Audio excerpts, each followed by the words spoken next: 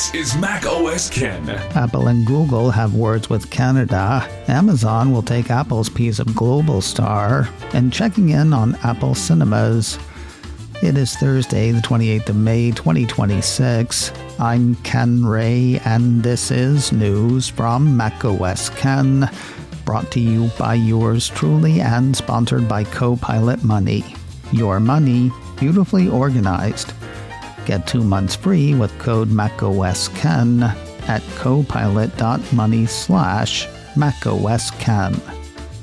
This show is also supported by people like you, patrons through Patreon. Find out more and add your support at patreon.com/MacOSKen. Apple's problem with Canada is back in the news. I told you about a 9 to 5 Mac piece earlier this month that had word of proposed legislation that could give the Canadian government the power to force companies to break encryption or build backdoors into their products. According to the report, Bill C-22 would expand the investigative tools available to Canadian law enforcement for accessing digital information tied to criminal investigations. Apple and Meta cited against the bill at the time. Now a piece from the Next Web says Apple and Google are speaking out against the bill and offering suggestions. According to that piece, Bill C-22 mandates metadata retention for up to 1 year, lowers the threshold for police access to subscriber data, and grants ministerial power to compel electronic service providers to build technical capabilities for surveillance. Sounds like they want a backdoor into encrypted communications, which would effectively break encryption. Also, a backdoor for good guys, assuming there are any, could also be used by bad guys, assuming they're not all bad guys. Apple and Google both have a problem with all of that. They've also got a problem with the way such orders would be issued. As the bill stands now, the order could be issued in secret, according to the Next Web, and not be subject to prior judicial review. So that sounds like a willingness on Apple's part to break encryption, as long as a judge says it's okay. I don't know that that's the case, though. As recently as this month, the Cupertino company said in a statement to Reuters, Bill C-22 could allow the Canadian government to force companies to break encryption by inserting backdoors into their products, something Apple will never do. Another piece I was reading on the issue indicated that the bill never actually mentions encryption. Maybe Apple's doing that letter of the law thing, agreeing to build technical capabilities for surveillance on a judge's order, but drawing the line on compromising encrypted communication, since they wouldn't really be encrypted at that point, now would they? Honestly, it doesn't sound like anything in the bill will settle the encryption question. Apple and Google just want to make sure that whatever they're ordered to do passes judicial review first. The bill is currently in committee, according to the Next Web. Whatever form it finally takes isn't expected to be law until sometime this fall.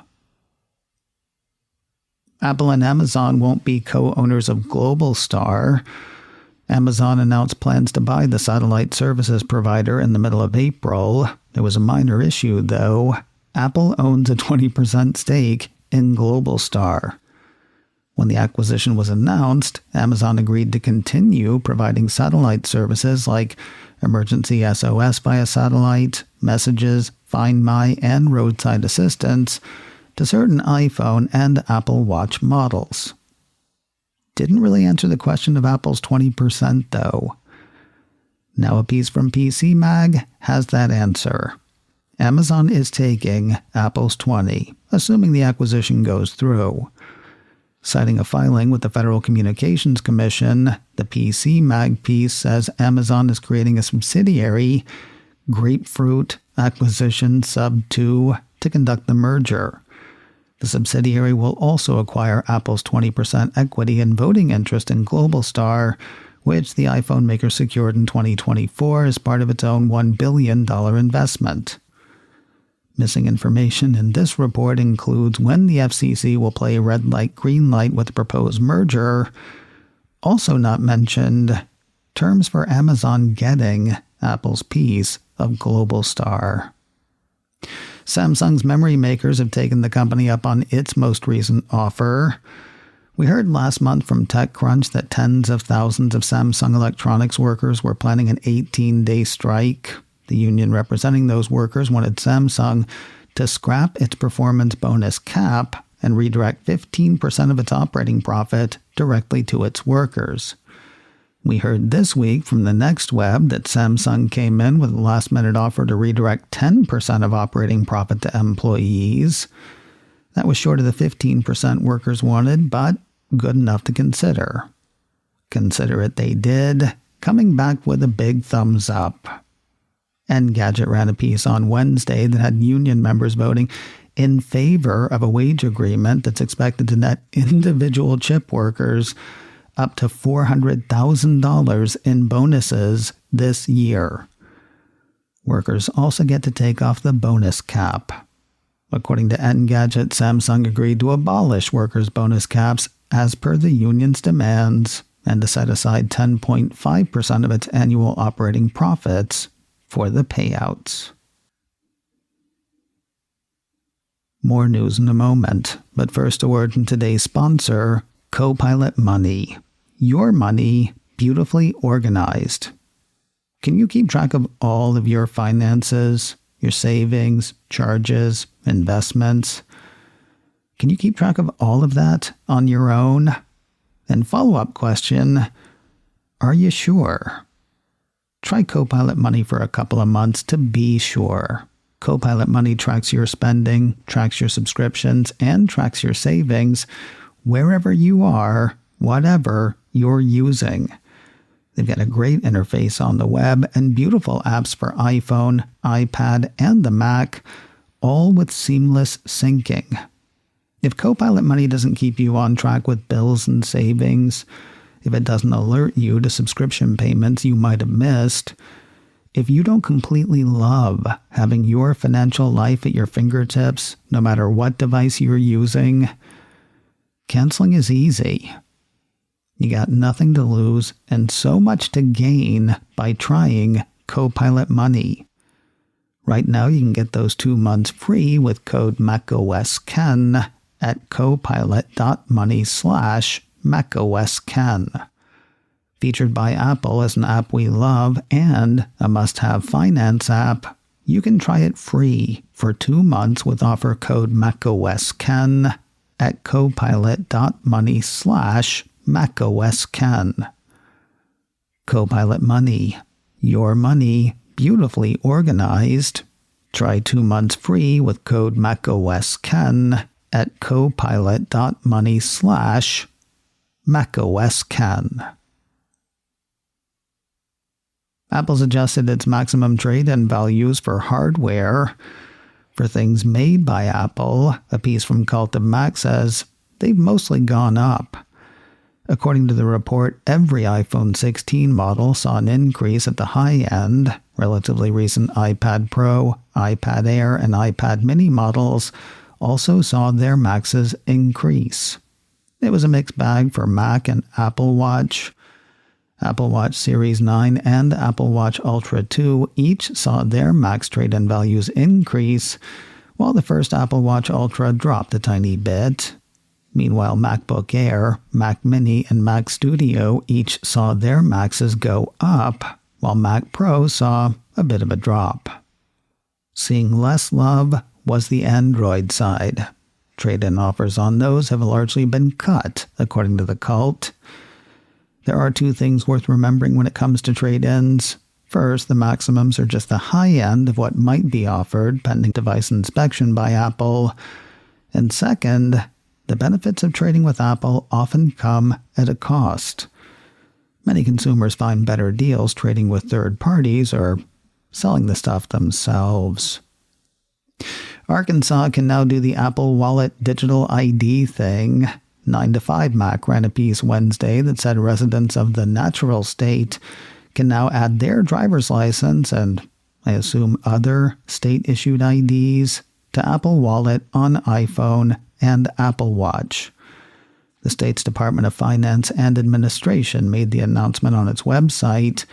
That includes the usual caveat: you'll still need to carry a physical ID for use with law enforcement and venues where proof of age is required, but mobile IDs are not yet accepted.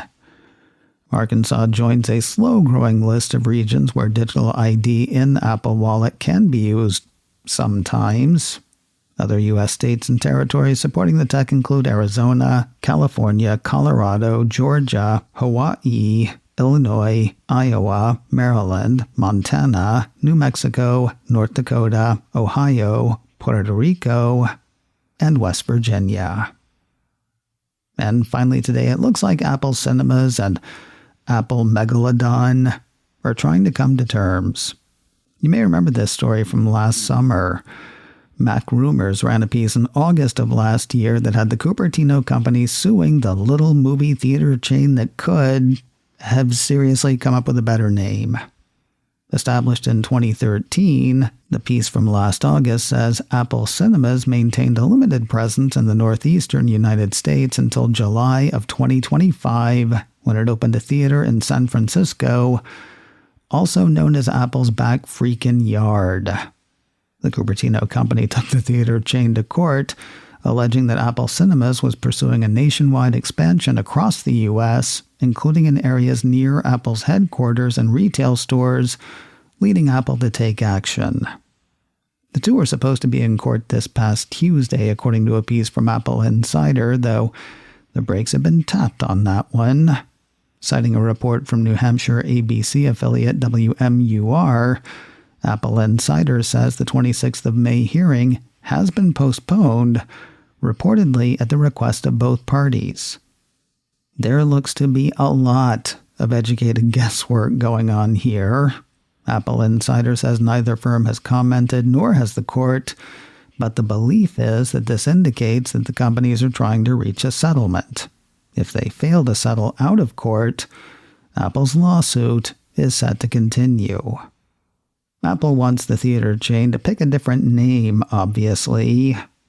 I've been thinking about it, and I've got a few suggestions. I'm thinking Netflix Cinemas. Spell it Flicks, just so there's no confusion.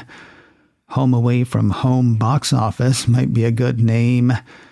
MGM Cinemas, short for movies, great movies. Or Marvel Cinemas, 'cause movies are marvelous. I'm no branding expert, but I feel like any of those would be about as plausible and trouble-free as the one Apple Cinemas eventually chose. macOS Ken, brought to you by me, and sponsored by Copilot Money.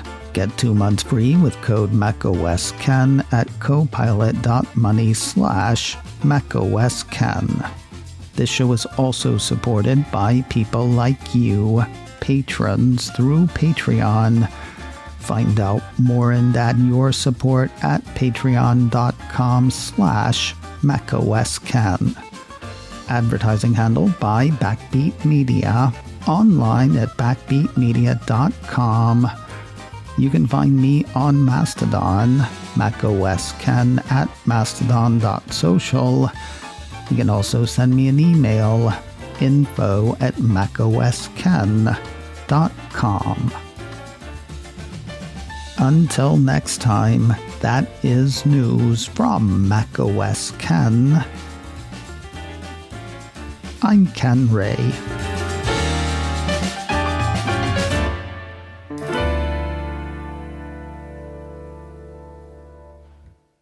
Collect your tokens and let's get on to the next round.